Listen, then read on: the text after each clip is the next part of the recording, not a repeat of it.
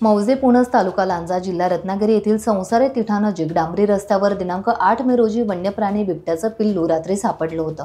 तात्काळ वन विभागाचे अधिकारी वनपाल लांजा वनरक्षक कोरले यांनी घटनास्थळी जाऊन पाहणी केली।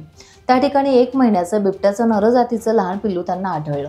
वन अधिकाऱ्यांनी पिल्लास ताब्यात घेतले। त्यानंतर विभागीय वन अधिकारी रत्नागिरी चिपळूण गिरिजा देसाई आणि सहाय्यक वन संरक्षक रत्नागिरी प्रियांका दगड यांना सदर घटनेची माहिती देण्यात आली।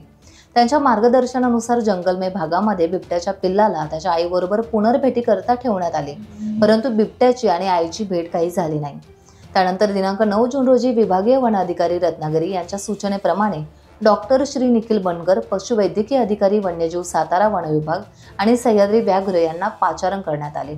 डॉक्टर बनकर यांनी लांजा येथे येऊन बिबट्याच्या पिल्लाची प्राथमिक तपासणी केली।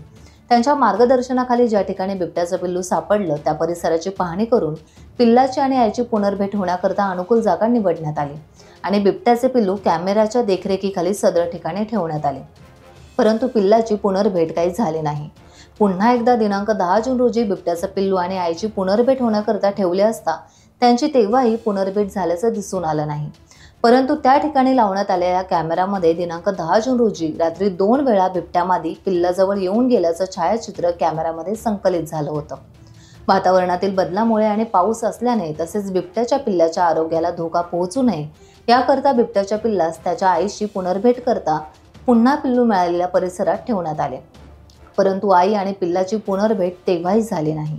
शासकीय विश्रामगृह लांजा येथे सदर बिबट्याच्या पिल्लास सुस्थितीत डॉक्टर श्री निखिल बनकर आणि वन कर्मचारी अधिकाऱ्यांच्या देखरेखीखाली जवळपास 25 दिवस ठेवण्यात आले होते।